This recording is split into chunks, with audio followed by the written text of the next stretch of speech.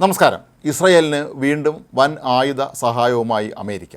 $800 കോടി ആയുധങ്ങൾ ഇസ്രയേലിന് നൽകാൻ കഴിഞ്ഞ ദിവസം അമേരിക്കൻ സർക്കാർ തീരുമാനിച്ചിരുന്നു. ഇത് അമേരിക്കൻ പാർലമെൻറ്റിൻ്റെ ഇരു സഭകളും ഇനി അംഗീകരിക്കേണ്ടതുണ്ട്.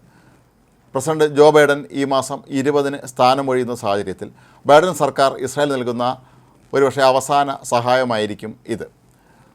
അമേരിക്ക ഇപ്പോൾ നൽകുന്ന ഈ ആയുധ സന്നാഹങ്ങളിൽ പോർ വിമാനങ്ങളും ഹെലികോപ്റ്ററുകളും കൂടാതെ വൻ പ്രഹരശേഷിയുള്ള ബോംബുകളും ഉൾപ്പെടുന്നുണ്ട്. അമേരിക്കയുടെ കൈവശമുള്ള ആയുധങ്ങളൊക്കെ തന്നെ അടിയന്തരമായി കൈമാറുമെന്നും ബാക്കിയുള്ളവ ഒരു വർഷത്തിനകം തന്നെ ഇസ്രായേൽ എത്തിക്കാനുമാണ് അമേരിക്ക ഇപ്പോൾ തീരുമാനിച്ചിട്ടുള്ളത്. യുദ്ധവിമാനങ്ങൾ ഉപയോഗിക്കാനുള്ള മിസൈലുകളും അതീവ പ്രഹരശേഷിയുള്ള ബോംബുകളും ഉൾപ്പെടുന്നുണ്ട്. അതീവ പ്രഹരശേഷിയുള്ള 500 LB ബോംബുകളും ഈ ആയുധശേഖരത്തിലുണ്ട്. ഇവയെല്ലാം ഒരു വലിയ കപ്പലിലാണ് കഴിഞ്ഞ ദിവസം ഇസ്രായേലിലേക്ക് അയച്ചത്. ഇസ്രായേലിലെ ജനങ്ങളുടെ സുരക്ഷ ഉറപ്പാക്കുന്നത് നെതന്യാഹു ഭരണകൂടത്തിൻ്റെ കടമയാണ് എന്നും ഇതിൽ അമേരിക്ക വൻതോതിൽ സഹായം നൽകുകയാണ് എന്നുമാണ് അമേരിക്കൻ സർക്കാർ വൃത്തങ്ങൾ അറിയിച്ചിരിക്കുന്നത്.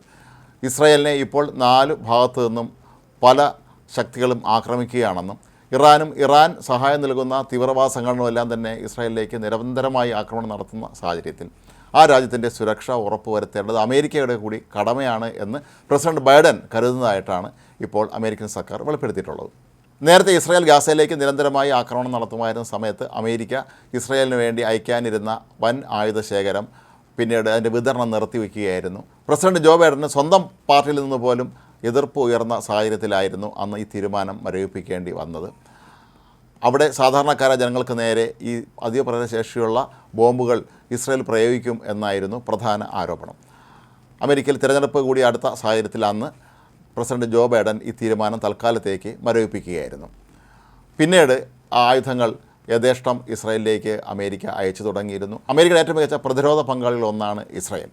അതുകൊണ്ട് തന്നെ ഇസ്രായേലിനെ പരമാവധി സഹായിക്കുക എന്നുള്ളത് തങ്ങളുടെ കടമയായിട്ട് തന്നെയാണ് അമേരിക്കൻ ഭരണകൂടം കരുതുന്നത് എന്നാണ് ഇപ്പോൾ അമേരിക്കൻ വൃത്തങ്ങൾ അറിയിച്ചിട്ടുള്ളത്. ഈയിടെ ഇസ്രായേലിലേക്ക് അവരുടെ മിസൈൽ പ്രതിരോധ സംവിധാനമായ അയൺ ഡോമിനെ ഭേദിച്ചുകൊണ്ട് ചില മിസൈലുകൾ ഹൂത്തി മുതൽ എത്തിയത് അമേരിക്കയും ഇസ്രായേലിനെയും ചൊടിപ്പിച്ചിരുന്നു. ഇതേ തുടർന്ന് അടിയന്തരമായിട്ട് തന്നെയാണ് അമേരിക്ക അവരുടെ മിസൈൽ പ്രതിരോധ സംവിധാനമായ താഡ് ഇസ്രായേലിലേക്ക് അയച്ചത്. താഡിനൊപ്പം തന്നെ ഏതാണ്ട് 100ഓളം സൈനികരെയും അമേരിക്ക അന്ന് അയക്കുകയും ചെയ്തിരുന്നു.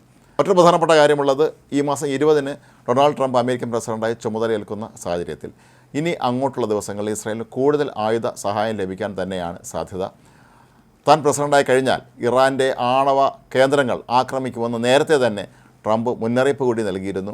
ഏതായാലും അമേരിക്ക ഇത്രയും വൻതോതിലുള്ള ഈ ആയുധ ശേഖരം ഇസ്രായേലിന് കൈമാറുന്നത് ഇറാൻ ഉൾപ്പെടെയുള്ള രാജ്യങ്ങളെ ശരിക്കും അമ്പരപ്പിച്ചിട്ടുണ്ട് എന്നുള്ള കാര്യത്തിൽ യാതൊരു സംശയവുമില്ല.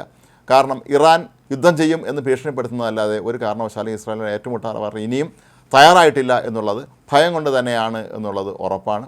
അതുപോലെ ഇനി അങ്ങോട്ടുള്ള ദിവസങ്ങളിൽ ട്രംപ് അമേരിക്കൻ പ്രസിഡൻ്റായി ചുമതല ഏറ്റുകഴിഞ്ഞാൽ പിന്നെ ഇറാനായിരിക്കും ട്രംപിൻ്റെ പ്രധാന ടാർഗറ്റ് എന്ന് അവർക്ക് നന്നായിട്ട് അറിയാം. ഒരുപക്ഷെ അതുകൊണ്ടൊക്കെ തന്നെയായിരിക്കാം ഇപ്പോൾ ഇറാൻ പൊതുവെ നിശബ്ദമായിരിക്കുന്നത്. എന്നാൽ ഹൂത്തി മുതൽ ഉപയോഗിച്ച് ഇപ്പോഴും ഇസ്രായേലിലേക്ക് നടത്തുന്ന ആക്രമണങ്ങളെ നേരിടാൻ തന്നെയാണ് അമേരിക്കയും തീരുമാനിച്ചിട്ടുള്ളത്.